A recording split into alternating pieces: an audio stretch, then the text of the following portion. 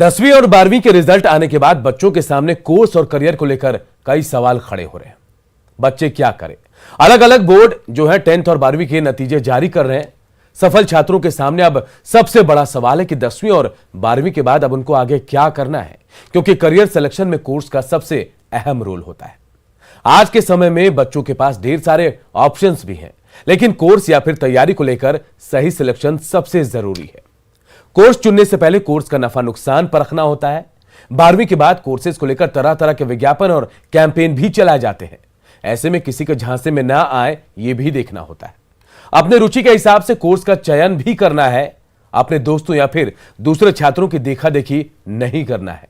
जो भी कोर्स या संस्थान चुने उनकी मान्यता, फैकल्टी और प्लेसमेंट परफॉर्मेंस की जानकारी भी जरूर हासिल करना है। नमस्कार, मैं हूं अनूप। बहस बिहार के में आज छात्र और अभिभावक के मन में चल रहे सवालों पर ही हम चर्चा करेंगे।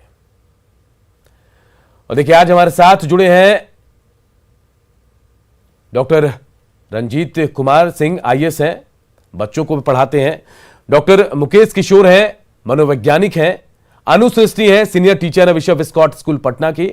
और आशीष आनंद जी हैं, करियर काउंसलर हैं, रांची से जुड़े हैं। और मैं आपको बता दूं इन तमाम लोगों के बारे में, डॉक्टर रंजीत के बारे में एक बार आपको बता दूं, आईएएस हैं और बच्चों को जो कॉम्पिटिटिव एग्जाम देते हैं उनको बहुत सारे टिप्स भी देते हैं, समझाते हैं। मुकेश किशोर हैं, जो इस वक्त दशा चल रही होगी बच्चों की या फिर अभिभावक की, उनके बारे में उनसे सवाल करेंगे। और अनुसृष्टि भी इस वक्त हमारे साथ मौजूद हैं। स्कूल से जो बच्चे अभी अभी बाहर निकले हैं उनकी मनोदशा को लेकर भी उनसे बातचीत करेंगे कि क्या सोचते हैं बच्चे। और आशीष आनंद जो है खुद बिहार के टॉपर रहे हैं, आईआईटी मुंबई से पास आउट है। इनसे हम करियर को लेकर जानकारी लेंगे। बहुत बहुत स्वागत है आप तमाम लोगों का। सबसे पहले मैं आशीष आनंद आपके पास आना चाहूंगा। 10वीं 12वीं के रिजल्ट आ गए हैं, क्या ऑप्शन बच्चों के सामने इस वक्त होना चाहिए और कैसे बच्चे सिलेक्शन कर सकते हैं इसमें? देखिए,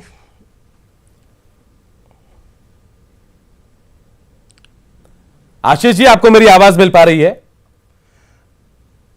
हाँ, मिल पा रही है। देखिए, बहुत सारे ऑप्शंस तो हैं। पहले तो बच्चों को ये ध्यान में रखना चाहिए कि वो सोसाइटल और पेरेंटल प्रेशर में ना आकर अपने इंटरेस्ट का ध्यान रखें जी। ठीक है। पहला ऑप्शन तो उनके पास यही है कि उन्हें पता होना चाहिए। अगर बच्चे देखें तो सचिन तेंदुलकर 10th पास नहीं है, लेकिन उनको पता था कि उनको क्रिकेट में ही आगे बढ़ना है। तो अगर बच्चे इतने क्लियर हैं तब तो कोई बात ही नहीं है। उन्हें अपने इच्छा के हिसाब से कैरियर चुनना चाहिए। नहीं तो अपनी वास्तविक स्थिति का उनको मूल्यांकन करना चाहिए कि क्या क्या चीज़ें उनके इंटरेस्ट की है, क्या क्या ऑप्शंस। अगर एकेडमिक देखें तो क्या क्या ऑप्शंस उनको मिल सकते हैं। तो वो 12th में साइंस ले सकते हैं, वो कॉमर्स के लिए जा सकते हैं, वो आर्ट्स स्ट्रीम के लिए जा सकते हैं। अब बड़ा सवाल है कि वो किस बोर्ड के लिए जाएं। दो अलग अलग तरह के क्वेश्चंस आते हैं उनके मन में। एक कि हम कौन सा स्ट्रीम लें और किस बोर्ड के लिए जाएं। मेजर अगर उनके पास अर्निंग का प्रेशर है तो वो डिप्लोमा कोर्सेज़ के लिए भी जा सकते हैं। बहुत सारे डिप्लोमा कोर्सेज़ हैं, जैसे नर्सिंग है, डिप्लोमा इन ऑप्थेमोलॉजी है, फिजियोथेरेपी है, बहुत सारे डिप्लोमा कोर्सेज़ भी हैं। सेकंड ऑप्शन आपका आता है पॉलिटेक्निक के लिए भी हो जा सकते हैं, आईटीआई के लिए भी जा सकते हैं। डिपेंड करता है कि उनके फिनेंशियल अगर स्ट्रेस नहीं है तब उनको 12th के लिए डायरेक्टली जाना चाहिए। उनको डिप्लोमा और पॉलिटेक्निक कोर्सेज़ वो अवॉइड कर सकते हैं। ये मेरा पर्सनल सजेशन है। अब रही बात कि वो कौन सा स्ट्रीम चुने, तो साइंस अगर उन्हें इनोवेशन नंबर से एक्साइट करता है तो उन्हें साइंस चुनना चाहिए। अगर उन्हें बहुत क्लैरिटी नहीं है कि वो आर्ट्स लें कॉमर्स लें, तो साइंस एक फ्लेक्सिबिलिटी देता है कि आप साइंस से आर्ट्स में जा सकते हैं, साइंस से कॉमर्स में जा सकते हैं after 12th। It is not possible other way round. तो अगर बच्चा कंफ्यूज है कि उसको क्या करना है, क्लैरिटी नहीं है, तो साइंस एक सेफर ऑप्शन माना जा सकता है।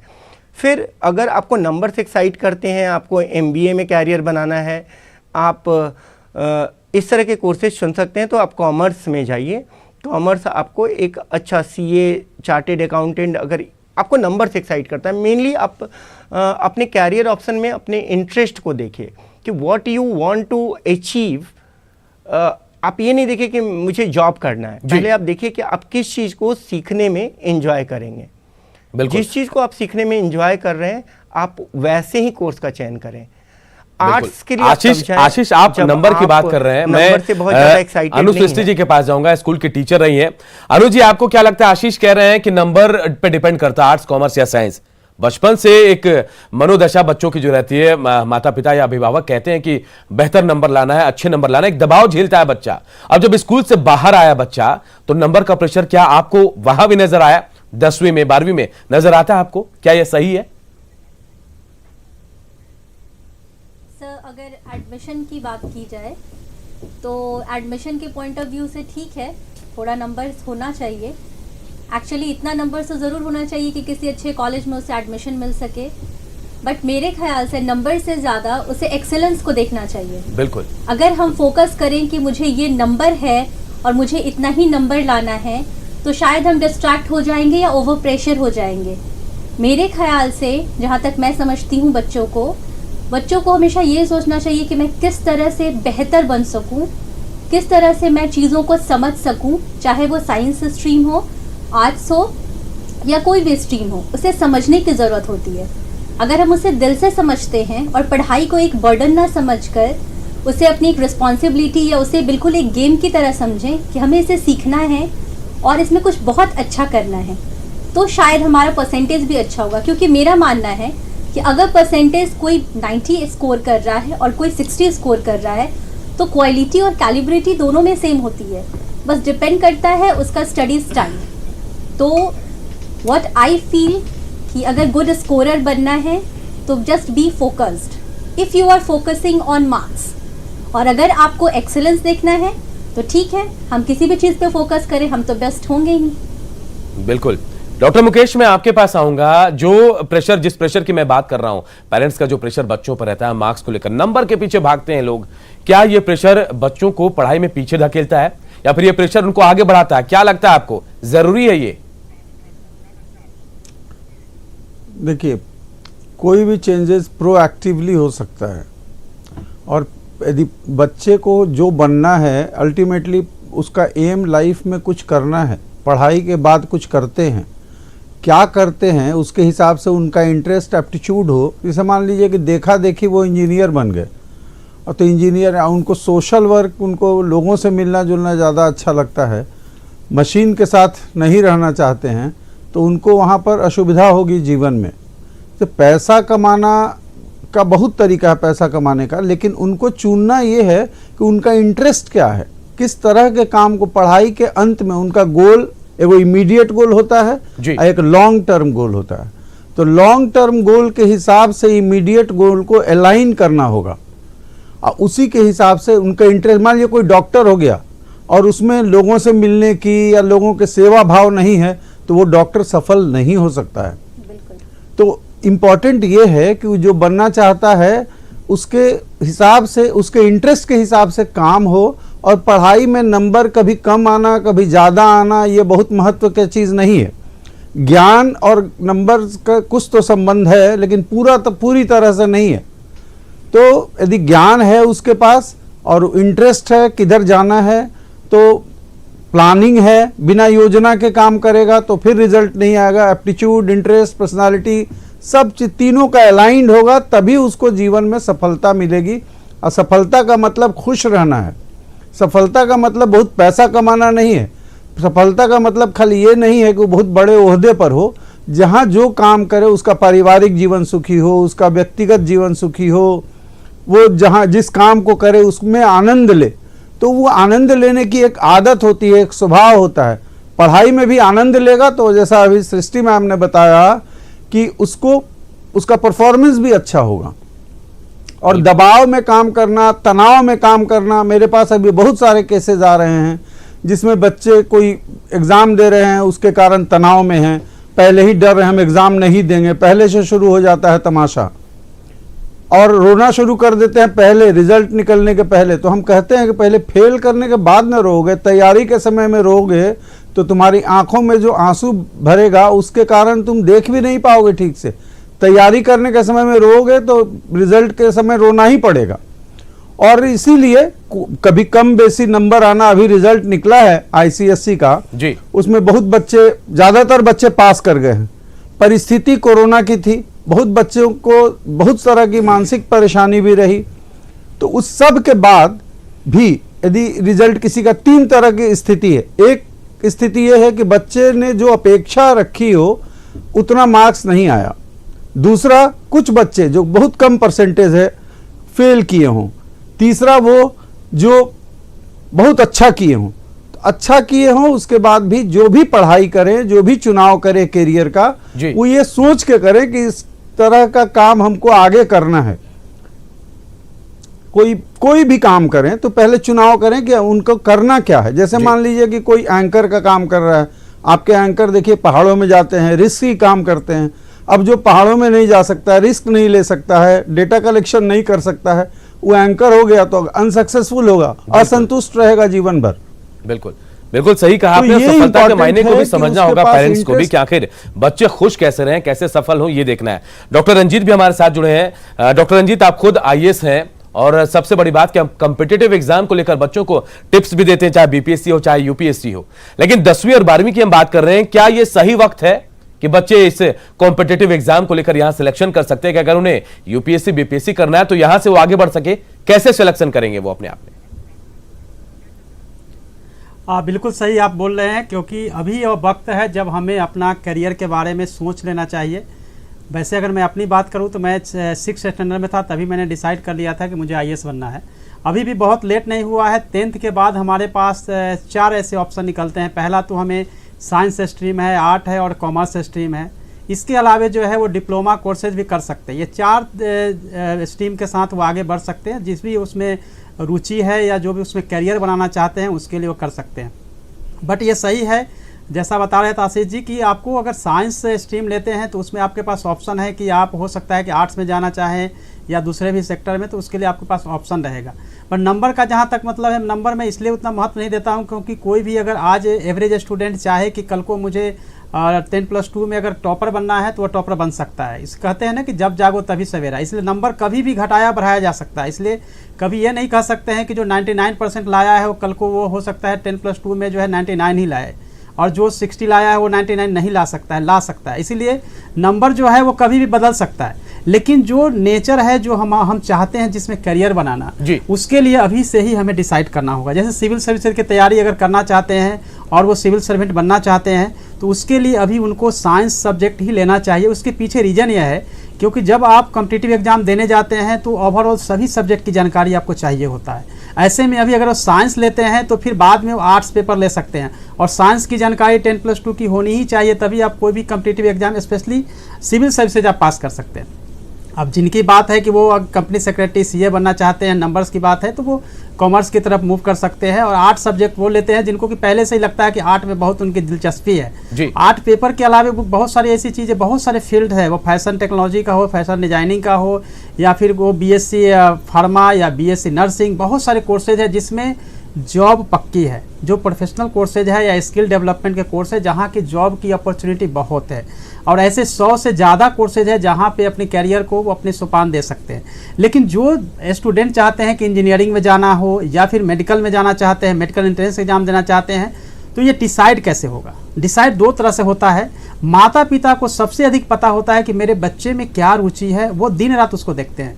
लेकिन फिर भी पेरेंट्स ये चाहते हैं कि मैं जो सपना देखा था या मैं जो अपने उम्र में नहीं कर पाया, बच्चों में देखते हैं और सोचते हैं कि बच्चा भी मेरा आईएएस बन जाए। जबकि बच्चे का रुचि हो सकता है कि वो मेडिकल एंट्रेंस एग्जाम या मेडिकल में जाना चाहता है, इंजीनियरिंग में जाना चाहता है, या उनकी इंटरेस्ट जो है वो दूसरे आर्ट्स में हो सकता है, कहीं हो सकता है कि वो आर्ट क्राफ्ट में हो सकता है, फैशन डिजाइनिंग में हो सकता है, कोई भी फील्ड में हो सकता है, गेम में हो सकता है। तो वो देखना पड़ेगा कि बच्चों में खास तौर से पैशन कहाँ है।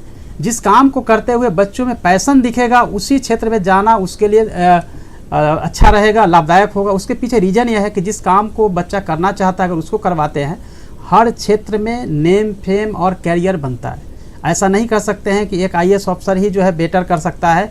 वो आप देखेंगे आज एक अच्छे जो साहित्यकार हैं उनके भी नाम है, जो अच्छे आर्टिस्ट हैं उनके भी नाम है, हर क्षेत्र में जो बेटर किए हैं उनका नाम है। इसलिए कोई भी फील्ड जो है वो छोटा और बड़ा नहीं हो सकता है, लेकिन हर फील्ड को डिसाइड करने के लिए बच्चों के साथ पेरेंट्स को कम से कम 1 वीक तक उनके साथ काउंसलिंग करनी चाहिए, उनसे पूछनी चाहिए कि आप बेटे किस क्षेत्र में जाना चाहते हो, आपकी रुचि क्या है। और इस पूछने से ज़्यादा तो उनको पता है कि वो अपने घर में उनके अपने 7 बच्चे देख रहे हैं कि किस क्षेत्र में वो जाना चाहता है, बच्चे की अभिरुचि उसी के हिसाब से डिसाइड होना चाहिए। इसके पीछे रीज़न क्या है कि बच्चे चाहते हैं कि हमें IAS बनना है, माता पिता चाहते हैं कि पहले इंजीनियरिंग करवा देते हैं फिर बनाएंगे, तो इंजीनियरिंग में वो फेल होगा, बार बार फेल होगा या अच्छे स्कोर नहीं लाएंगे। या यूँ कह सकते हैं कि बच्चे जाना चाहते हैं दाएं और मैं बोलता हूँ तुम जाओ बाएं, तो ये पूरा दिशा का भटकाव होगा, जहाँ पे बच्चे का करियर तो खराब होगा ही, पेरेंट्स में भी जो है बहुत ज़्यादा डिप्रेशन, केवल बच्चे ही नहीं पेरेंट्स भी परेशान होते हैं, इरिटेट होते हैं कि मेरे बच्चे जो मैं चाहता हूँ वो नहीं करते हैं। लेकिन हमेशा ध्यान रखना है कि बच्चों को उनके मनोनुकूल होना चाहिए, लेकिन कुछ बच्चों का ऐसा भी करियर होता है जो मनोनुकूल नहीं भी होता है, तो उसमें बच्चों को गाइड करना चाहिए। जैसे बच्चे अगर आपके क्रिकेट खेलना चाहते हैं, सचिन तेंदुलकर बनना चाहते हैं और उनमें अगर वो प्रतिभा नहीं है, देखता है आप अगर स्टेट भी नहीं खेल पा रहा है या अपने स्कूल में चयनित नहीं हो पा रहा है या 10+2 किया है, ये बात तो जाहिर है कि आप जो बात कर रहे हैं ये पेरेंट्स को भी समझना होगा, जहां इंटरेस्ट बच्चों की है वहां ऑप्शन चुनने होंगे। आशीष जी, मैं आपके पास आना चाहूंगा। आर्ट्स, कॉमर्स, साइंस, ये 3 सब्जेक्ट जनरली लोग समझते हैं कि इनके जरिए करियर बनता है, लेकिन अब कई सारे ऑप्शंस हैं। मैं चाहूंगा कि आप उन लोगों को, उन पेरेंट्स को या फिर बच्चों को बताएं कि इसके अलावा बच्चे क्या क्या कर सकते हैं, क्योंकि बहुत सारे ऑप्शन है, IIT है या फिर दूसरी चीजें जो भी हैं, उनको लेकर क्या कर सकते हैं बच्चे, कैसे चुनाव करेंगे उनका।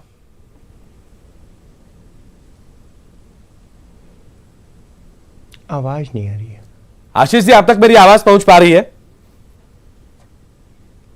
नहीं, आपकी आवाज नहीं आ रही है मुझे। आशीष जी, क्या ऑप्शन हो सकता है आर्ट्स, कॉमर्स, साइंस के अलावा बच्चों के लिए? देखिए, मैंने पहले ही बताया कि आप डिप्लोमा के लिए जा सकते हैं, डिप्लोमा इन स्पोर्ट्स साइंस,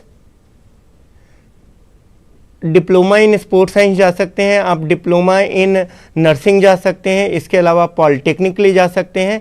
अगर आप कोई प्रोफेशनल कोर्स करना चाहते हैं, जैसे बहुत सारे कोर्सेज हैं जिनके लिए डिग्री रिक्वायर्ड नहीं है, अगर आप वीडियोग्राफी, एडिटिंग, इस तरह के फील्ड में भी जाना चाहते हैं और ख़ास करके जब आपके पास फिनेंशियल कंस्ट्रेंट्स हैं तो आप बहुत ईजिली उसको परस्यू कर सकते हैं। मैं एक ही बात बोलना चाहूँगा कि बहुत बार हम लोग ये समझते हैं कि बच्चों को सारी चीज़ें पता होती है। हो सकता है कि बच्चा अपना सही मूल्यांकन नहीं कर पाए, तो बहुत बार क्या होता है कि अगर हम लोग एसेस करें, सपोज कीजिए कि एक बच्चा क्रिकेटर बनना चाहता है लेकिन उसमें क्रिकेटर बनने की योग्यता नहीं है, तो पेरेंट्स का वहाँ सकारात्मक रोल हो सकता है। तो इट शुड बी एक बैलेंस होना चाहिए, एक बैलेंस होना चाहिए कि बच्चों की इच्छा का सम्मान पेरेंट्स करें, लेकिन उनकी क्षमता का एक न्यूनतम मूल्यांकन भी होना चाहिए, तभी बच्चा उचित निर्णय ले पाएगा और उनके कैरियर्स में वो आगे बढ़ पाएंगे। बिल्कुल। मैं अनुज जी आपके पास आऊंगा। अनुज जी, आप बच्चों के साथ आप लोग 8-8 घंटे रहते हैं, माता पिता बहुत कुछ जानते हैं बच्चों के बारे में, लेकिन आप भी बेहतर जानते हैं कि बच्चे, कौन सा बच्चा किस फील्ड में जा सकता है। क्या आप माता पिता की काउंसलिंग नहीं करते हैं कि इस बच्चे को इस फील्ड में जाना चाहिए, इनका इंटरेस्ट यहां है, शायद इस वक्त उनको ज्यादा जरूरत होगी कि वो अच्छा विकल्प चुन सकते हैं?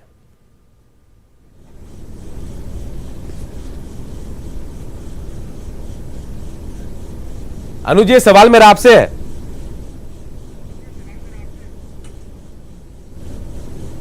मेरी आवाज आप तक पहुंच पा रही है? अनु सृष्टि जी। Sorry sir. हाँ सर, प्लीज पार्डन, मैं एक्चुअली आवाज नहीं आई सर, प्लीज। मैं ये कह रहा हूं कि क्या आप बच्चों के साथ 8 घंटे स्कूल में रहती हैं, अभिभावक के साथ साथ आप भी जानती हैं कि बच्चों का इंटरेस्ट कहाँ है, क्या ऐसे वक्त में आप पेरेंट्स जो हैं उनकी काउंसलिंग नहीं करते, उनको नहीं बताते हैं कि बच्चों का बेहतर भविष्य इस ओर जा सकता है, इस बच्चे का इंटरेस्ट इसमें है? जी बिल्कुल, मैं ज़रूर काउंसलिंग करती हूँ और मुझे तो ऐसा लगता है कि बच्चों के साथ साथ पेरेंट्स की काउंसलिंग भी बहुत ज़रूरी है, क्योंकि अल्टीमेटली अगर बच्चे कभी किसी सुझाव में फंसते हैं, किसी तरह से उन्हें परेशानी होती है, तो वो अपने माता पिता को ही अप्रोच करते हैं। कहते हैं ना कि सबसे पहला पाठशाला किसी भी बच्चे का उसका घर होता है, तो वो ऑब्वियसली वहाँ जाते हैं, पूछते हैं। सर, मेरा मानना है कि मैं डॉक्टर, इंजीनियर्स को ही प्रेफरेंस क्यों दूँ, मैं ऐसा क्यों बोलूँ कि मेरे कोई भी बच्चे डॉक्टर बने या इंजीनियर बने। बिल्कुल जैसा सर ने कहा कि एक IAS ऑफिसर की भी ड्यूटी बहुत टफ होती है, बहुत अच्छी होती है, बट स्टिल हमारे इंडिया का सबसे रैंक 1 जॉब है ये। हम कह सकते हैं कि आज भी इसके कंपटीशन में बहुत सारे ऐसे कॉम्पिटिटिव एग्जाम्स हैं जो यूपीएससी को अभी भी टक्कर नहीं दे सकते हैं। तो मैं चाहती हूँ, और हमारे बिहारी स्टूडेंट्स तो वैसे भी बहुत मेहनती हैं, तो मैं आज उन्हें ये एक इंस्पिरेशन देना चाहती हूँ, क्योंकि सर हमारे साथ हैं, कि आप लोग ज़्यादा से ज़्यादा कोशिश कीजिए कि आप लोग आईएएस बने, आईपीएस बने, खुद को रिप्रेजेंट करें एज अ सिविल सर्वेंट और हमारे देश के लिए कुछ करें।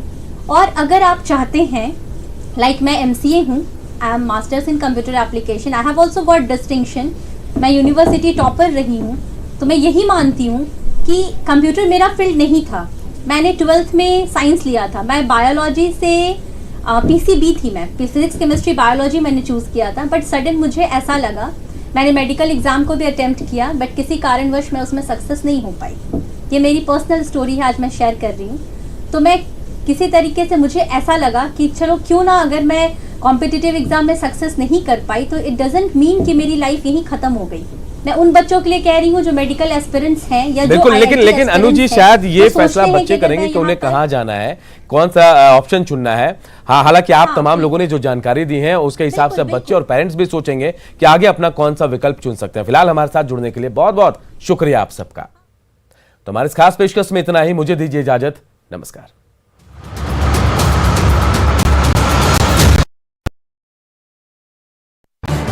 इस न्यूज हेडलाइंस के प्रायोजक